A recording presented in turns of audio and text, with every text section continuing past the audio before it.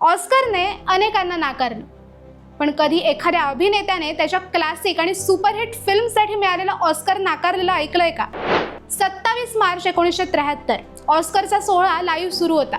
Announcement झाली, the best actor Marlon Brando for the Godfather. पण तो काही स्टेजवर आला नाही. त्याच्या ऐवजी आली सॅशन लिटिल फेदर पारंपरिक पोशाखात. तिने सांगितलं ब्रँडो काही हे बक्षीस स्वीकारणार नाही, कारण हॉलिवूडमध्ये अमेरिकन मायनॉरिटीजचं जे काही चित्रण केलं जातंय ते चुकीचं आहे आणि त्याला सर्वस्वी मोशन पिक्चर समुदाय जबाबदार आहे. स्टेजवर काहींच्या टाळ्या, काहींच्या शिव्या.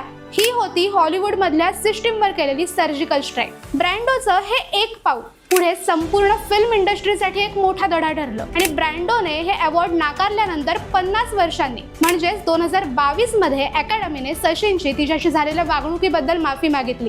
आता 2024 पासून ऑस्करमध्ये पात्र ठरण्यासाठी 2 निकष पाळणं बंधनकारक आहे. पहिलं म्हणजे प्रॉपर मायनॉरिटी रिप्रेझेंटेशन, दुसरं आहे डायव्हर्स क्रू आणि तिसरं ट्रेनिंग अपॉर्च्युनिटीज. कशी वाटली ही माहिती? ही माहिती आवडली असेल तर लाईक करा, शेअर करा आणि आपल्या चंद्रकोर फिल्म्स या इन्स्टा पेजला फॉलो करा. आणि हो, आपल्या यूट्यूब चॅनललाही भेट द्या.